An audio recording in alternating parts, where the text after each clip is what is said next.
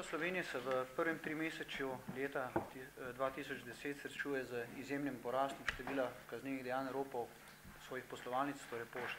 V obdobju od 2004 do leta 2009, da je na letnem nivoju izvršeno od 5 do 9 ropov poštnih poslovalnic.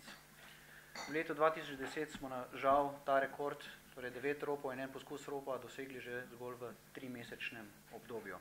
Omenjeni porast seveda predstavlja tudi bistven odklon od varnostnih razmer, značilnih sicer za naše poslovanje v prejšnjih letih, ko smo število ropov in pa seveda tudi s tem povzročeno škodo ocenjevali kot relativno konstantno varnostno kategorijo varnostnih pojavov.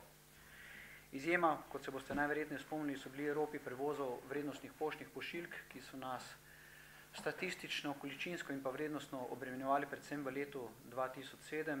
Ta pojav, moram reči, smo uspešno zajezili s tem, da smo v letu, konec leta 2007, začetku leta 2008 nabavili posebej prirejene kovčke za prevoz vrednostnih poštnih pošiljk, ki bodisi v primeru poskusa nepooblaščenega dostopa do same vsebine kovčka ali pa v primeru poskusa odtujitve samega kovčka aktivirajo sistem, ki obarva gotovino in seveda s tem naredi objekt ropa nezanimiv. Zato smo že ob prvih ropih pošt pristopili k njihovi temeljiti analizi z namenom načrtovanja in izvajanja ukrepov oziroma aktivnosti, s katerimi želimo preprečiti nadaljnje izvrševanje ropov. Kot posebnost tega našega pristopa ocenjujemo, da smo zelo hitro vzpostavili ustrezno sodelovanje z Generalno policijsko upravo Ministrstva za notranje zadeve, predvsem za predstavniki uprave kriminalistične policije. Gre predvsem za sodelovanje pri izmenjavi podatkov o okoliščinah storitev ropov. Se pravi, v tem obdobju, prvih teh mesecih, smo zabeležili dobrih 22% porast vseh kaznivih dejanj ropov.